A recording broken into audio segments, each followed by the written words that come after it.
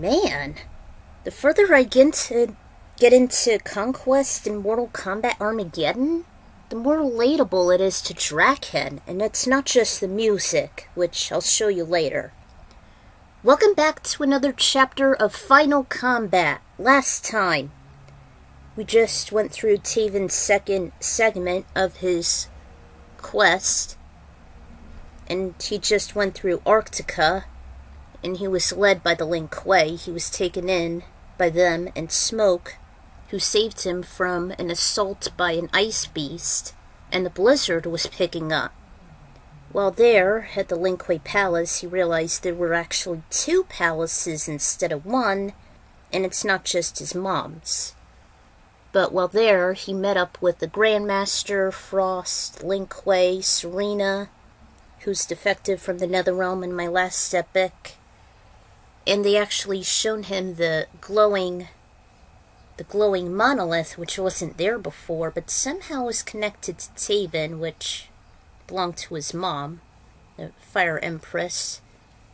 So, went through another training exercise, but while it was happening, the blizzard died down, and Raiden actually enlisted the help of the best Lin Kuei warriors to prepare for Armageddon, and especially Serena with Ashra. Meanwhile, Taven eventually got done, and he went on his way en route to Delia's temple, which was long and tedious, but there was a trio of Lin Kuei scouts that helped him along the way. And that's what should be Mortal Kombat Armageddon's Conquest. It should be more like Kingdom Hearts, like how it is an action RPG with 3 characters, and not bad AI. I don't like Kingdom Hearts, but it had a good concept, especially with the bouncer and things like that. But, they went to Delia's temple. They got rid of some intruders, and they met up with Bihan, actually. Bihan took notice that the Lin Kuei is relocated from China to Arctica, and he's been looking for his brother these past few months. So, Taven wished him luck. He went back to Orin, and the Lin Kuei informed him that the Red Dragons were the ones pursuing him, and so he went to Charred Mountain, which is their stronghold. So, here we are. Continuation 3, Double Cross. Alright, so a pair of those some mysterious white eyes shot open, as if he'd awakened from a nightmare. They narrowed as he listened to the crashing ocean waves in the distance, and the sea breeze hit the sleepy warrior. Surrounded by palm trees and amongst a gray rocky wall, he looked through a mysterious bright light just ahead of him, revealing a thin portal of sorts as if it were an eye of a hurricane.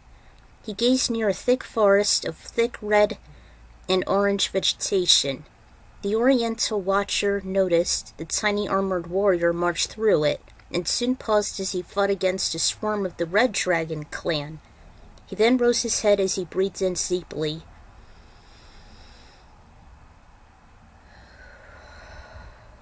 His upper chest warmed as he was still in his lotus position. Yes, it is him. It is Taven. I sensed Blaze's fiery essence resting inside of him.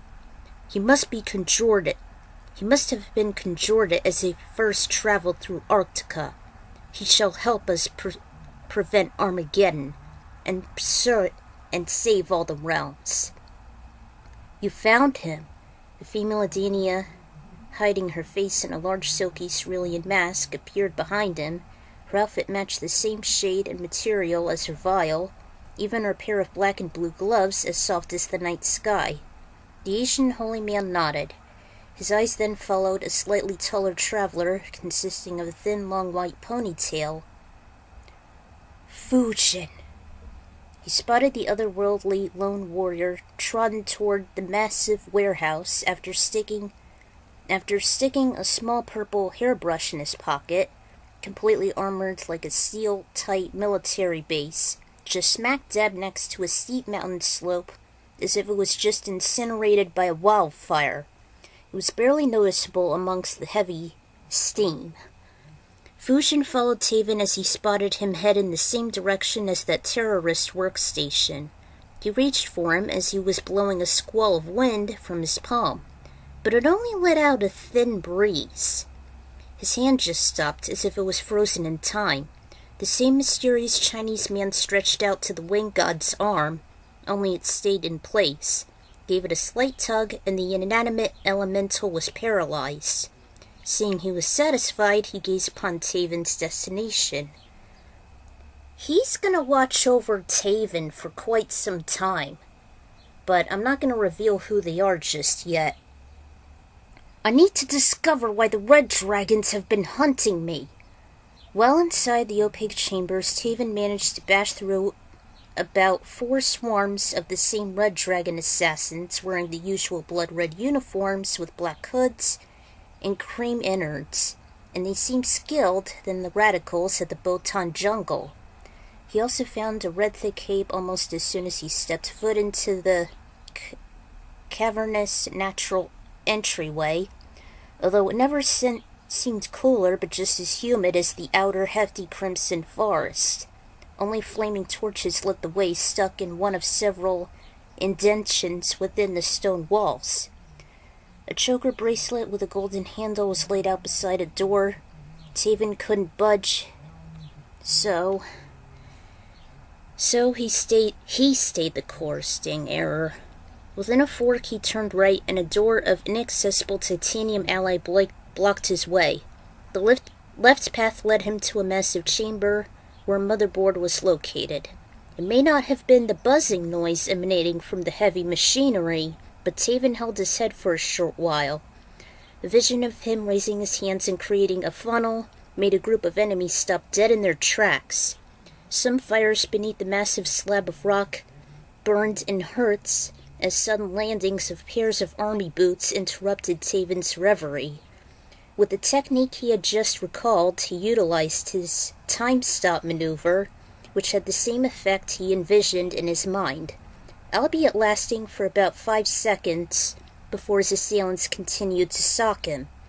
During the melees, Taven found a thick, rubbery black belt as if it was worn by a runaway fanatic near the few giant motherboards, a pair of hooked swords in the back wall, and he needed to pay heed from the numerous combustibles and gas tanks around.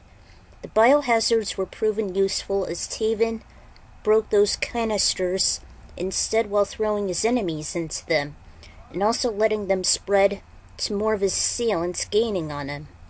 It wasn't long before the main deck was silent, yet still, Taven remained on guard. And there's a scene that plays here.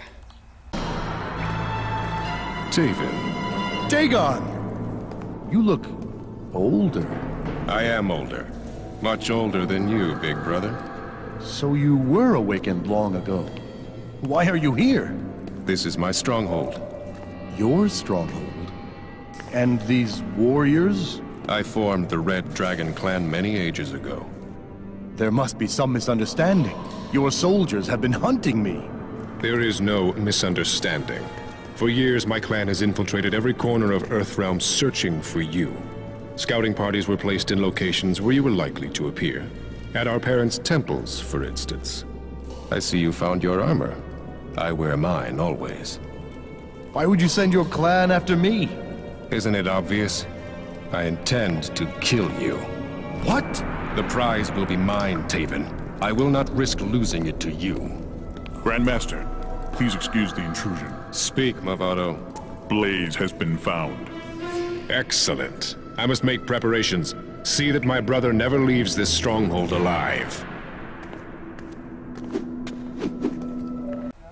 While the Red Dragon elitist was circling Taven before he lunged out with his elongated hook swords, the strange meditator just rose beneath the sun, still shining amongst the creepy vermilion sky.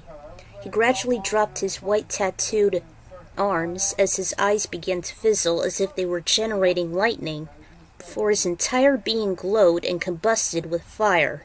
Hovering over the resistant stronghold, his right hand cupped a pyroball within his palm.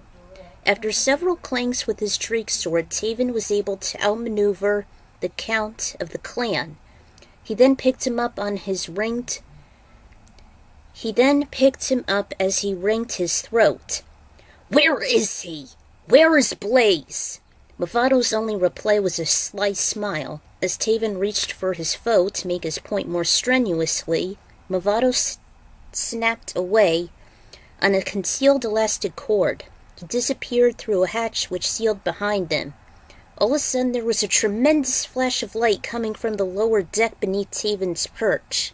The ground trembled and it made the ceiling rain down some debris, with a humongous wall of flames began to lick portions of the cavern. A monstrous saurian and a bold sorcerer stood within the circular room, surrounded by machinery. Just before it felt the violent tremors, chunks falling from the ceiling as if they were starting to be buried alive. The foundations became fractured, and the alarms blared.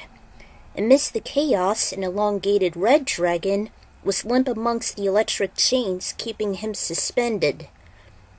Instantly, the keyboard sparkled and soon lit up as bright as the sun, and the duo of warriors ran to a nearby red and white portal made of radical energy, leaving the serpent trapped.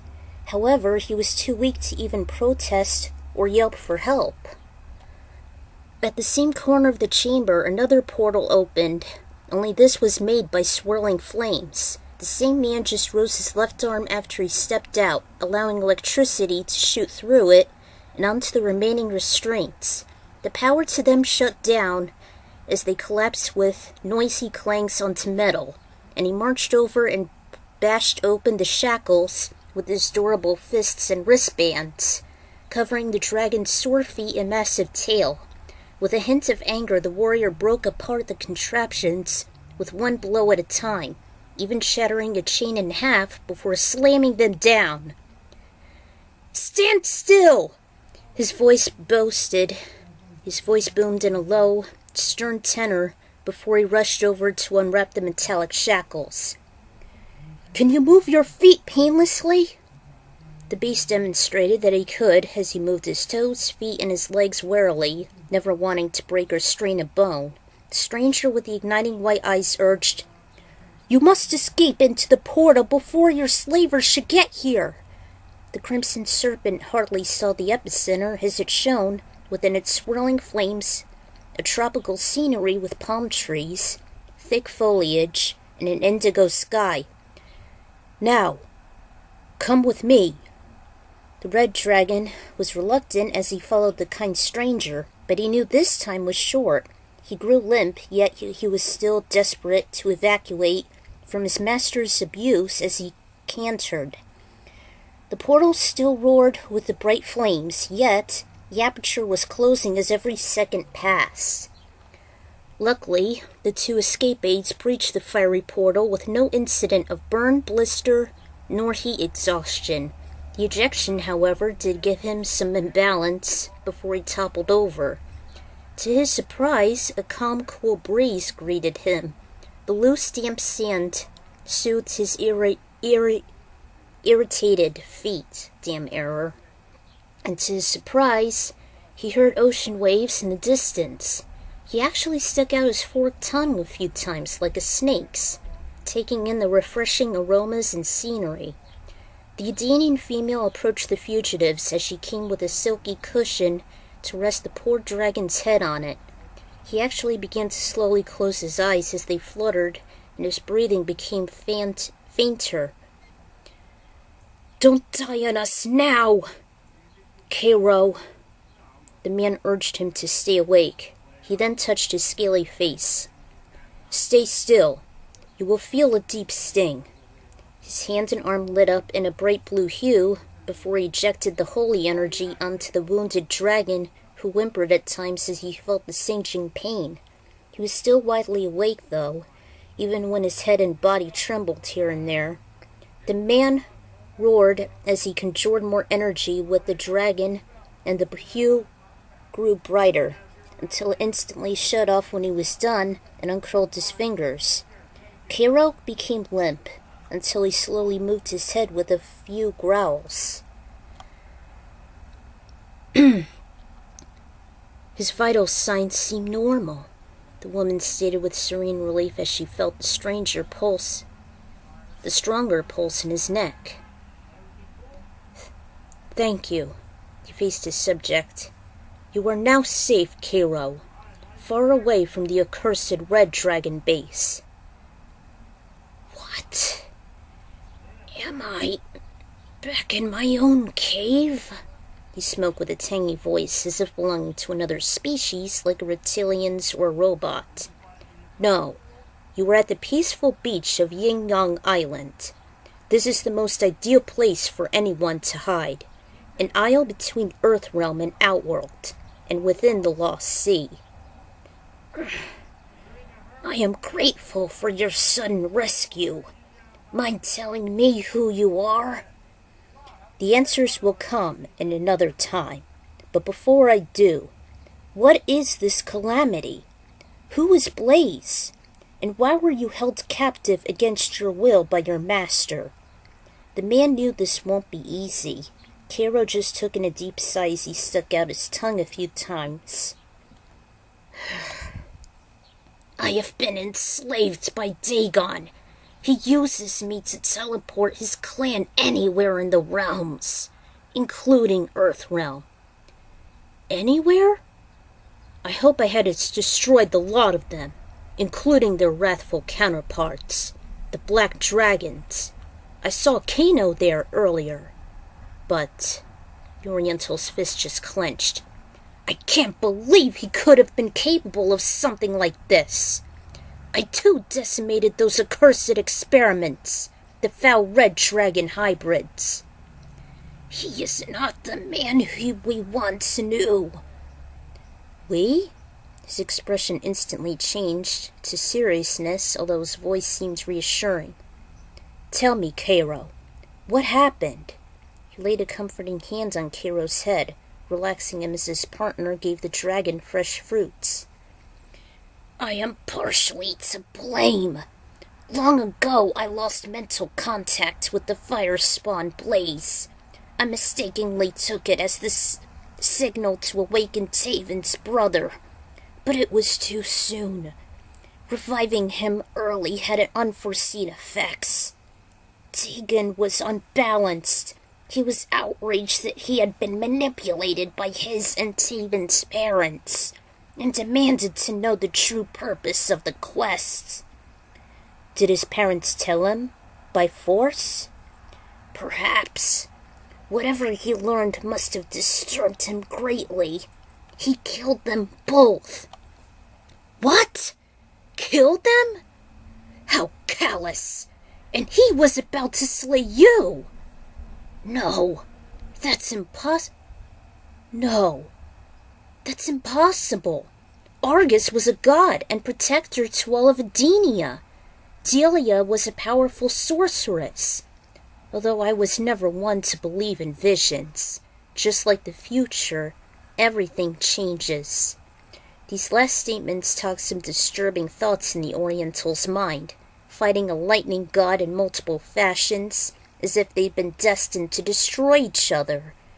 Cairo's wispy voice broke out the reverie. How he did it is of little importance. They are gone, and I am to blame. He cracked in despair. No, do not condemn yourself. You may have been the mascot and catalyst of the evil Red Dragons, but this was all against your will. I blame your slaver Tagon for all of this. Taven is still alive, Cairo. There is still hope. If he truly is the savior of Armageddon, and if Dagon were to round up our adversaries. My wife has been watching over him, Cairo. It is not too late. The Oriental gazed down onto the relic, with cracks beginning to thicken at the top. His face fell with a little bit of worry. Nevertheless, I wish to atone for my mistakes. Moments ago, I created that portal to the Netherrealm for Dagon. She is right. He truly is evil incarnate, as tainted as those living in that horrid realm. He is there now. You must follow him, and slay him if you must. I will. I promise you. He bowed with his hands together as if his display of gratitude was similar to that of the Shaolin. I intend to destroy these atrocities Dagon has created in my name. When I am done, the Red Dragon will be nothing more than broken bodies strewn throughout the hollows of all the realms. Cairo's eyes appeared to be like raging flames as he roared. His caretaker stuck out a hand. Shh. Save your strength, Cairo. I'll see to it our enemies are destroyed, and Armageddon is prevented. You should never blame yourself for these calamities, Cairo. My husband is known as Earthrealm's most prominent warrior. Then there is still hope. I saw some of our enemies escape from the wreckage. Movado, Quan Chi, Reptile, along with Taven and Dagon hurried out. I will defend Taven and my friends, with my life if anything should happen. And what of Orin? He would be vulnerable alone. The millennium-old dragon can do so much. Perhaps I will check on him. The multi-elemental rose and walked back to his main portal, with the gentler keeper stayed by the crippled dragon's side. Go now, and may the elder gods watch over you. All he gave was a smile and a thumbs up before he returned to his perch. Meanwhile, Fusion's body nearly took a jolt as his arms suddenly lurched as he noticed he was mobile again. It was as if he woke up from a night terror and was flabbergasted by the sudden destruction just ahead of him. The humongous bonfire was once the Dread Dragon base, he recognized. Before he had an inch of worry, Taven suddenly materialized a few feet away.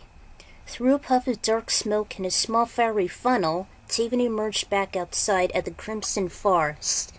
He perspired. That was too close. That sudden firebomb destroyed the Red Dragon base and nearly annihilated me. As something my brother would have wanted. He began to catch his breath. I can't believe Dagon betrayed me. I wonder if his guardian dragon Cairo knows. He must have had this idea from his own dragon, possibly abusing him. Looking at the stunning display at the mountainside, finally caved in and doused the flames, he brought himself back to Orin. The golden serpent was surprised to see him. Oh, Taven! You made it! He dusted the layers of hot suit off himself. Yes, that was just a hot mess I went into. Are you hurt? No, but the Red Dragon base was destroyed. They were attacked, firebombed. By the Elder Gods. I hope it's not Blaze. I sensed it from an unknown assailant. It wasn't Blaze, nor was it all ill will from their bloody rivals, the Black Dragons. The Black Dragons? They were members of the Red Dragons that formed their own clan. I had received word from someone in Earthrealm. He seemed to be almost like a god, one I have never foreseen. A god? Well, I hope it was vanquished a lot of those bastards.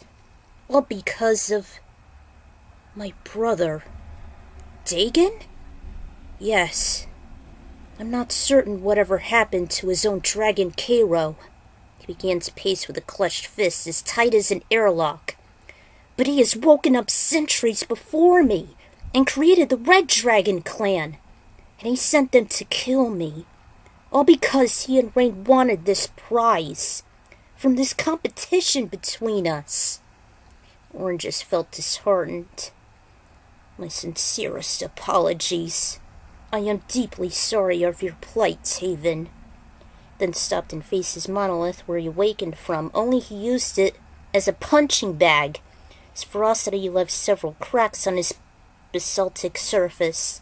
He struck fist His struck fist began to ache, and all Oren did was remain silent with many unanswered questions. What if my parents were slaughtered as well? Much like the Conquest and Deadly Alliance, well, there's some main characters, and in Deception, Taven's journey has taken quite a mental grind on me, especially with all those fake leaks and rumors for MK12, which is MK1 now. I couldn't wait to be done with this. And a little spoiler alert, I really do want the dragons to live here. I also wanted the Yin Yang Island to be a significant place as a safe haven, since it's known it's smack dab in between Earthrealm and Outworld, thus being at the Lost Sea. So many people won't find it, so why not use it as a sanctuary? Why not? It's a beautiful place, as long as you're on the Earthrealm side. Also, I don't want to reveal who the identities of the mysterious Oriental nor his wife is, if you will. You probably might not know who they are, but I won't tell. And I've been pretty miffed the way Conquest was going, as I hated Dagon and his double-crossing, even enslaving poor Cairo, and making abominations of actual red dragons. The whole base was a shameful outrage. Even with Quan, Reptile, and others were involved, so I couldn't wait to get rid of that accursed base. This is a shameful outrage. Why not make it a sneak attack to wipe out most of the scrappies, like the red and black dragons, eh? I hope I would explore more in the next chapter. It was just too exhausting here. Again, Drekhan has done it, giving me inspiration music-wise. And, if you guys know Drekhan, it's like half human, half dragon, which actually was a reminder as I went through this chapter with the accursed hybrids of the red dragon and the reptilians, the saurians. And just like, the Tarkatans, they're half-breeds. So, I couldn't wait to get rid of all this. So, another section of Taven's Conquest is complete. Hopefully, I'll get refreshed for the next one. And I just hate the brother's plots. He gets outraged over his brother's plots. I don't blame him. So, until then, this is the Ikron Rider signing out, and stay tuned for the next chapter.